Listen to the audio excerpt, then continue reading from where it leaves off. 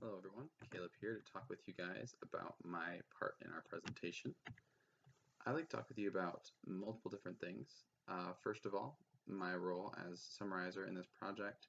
Second, critical thinking as a group dynamics concept, and also what the project meant to me.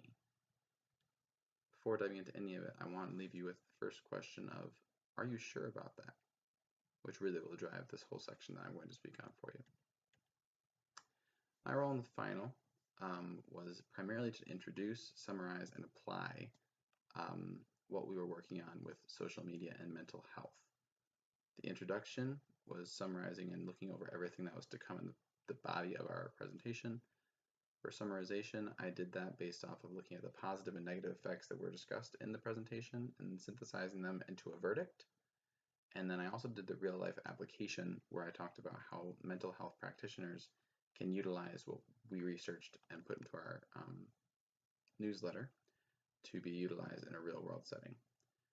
This role had me in both ends of the presentation as well as in the middle, which allowed me to be part of pretty much everything that went on.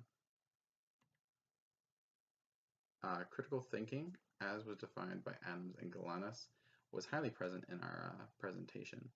Adams and Galanis talk about this concept as being thoroughly analyzing problems such to find the best solution, and we applied that heavily in our project throughout. In the final, this looked like us talking about the verdict by looking at all our research and thoroughly analyzing which research was most compelling and which outcomes were most important in determining which the verdict was going to be.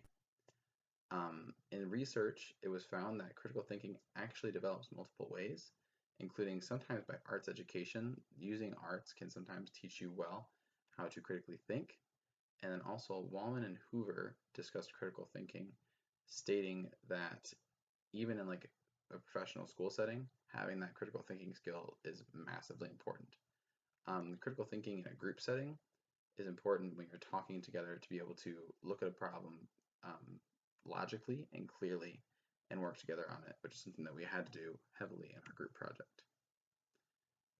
The final, the reason it mattered to me and why it was something I was willing to dive so deeply into and think critically about was really because of my work experiences. Previously, I worked as a healthcare paraprofessional in an elementary school where I worked with kids who had social media. Had social media in the elementary school and also had some mental health struggles. And I got to see the interplay of those two things at work, and oftentimes it resulted in very negative effects. That heavily shaped my opinion of the subject and really led me to be intrigued in what I wanted to do as part of this team.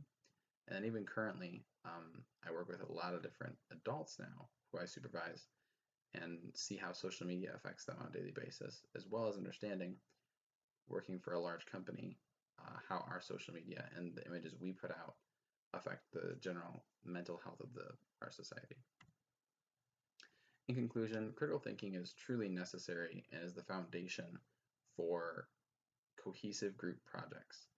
It's developed multiple different ways, as was mentioned, and really was what shaped our final. Coming together to critically think and discuss our ideas and the differences that we're working through was really the basis of everything. Just to leave you with a statement of critical thinking is the foundation for an effective group is truly something I believe very deeply.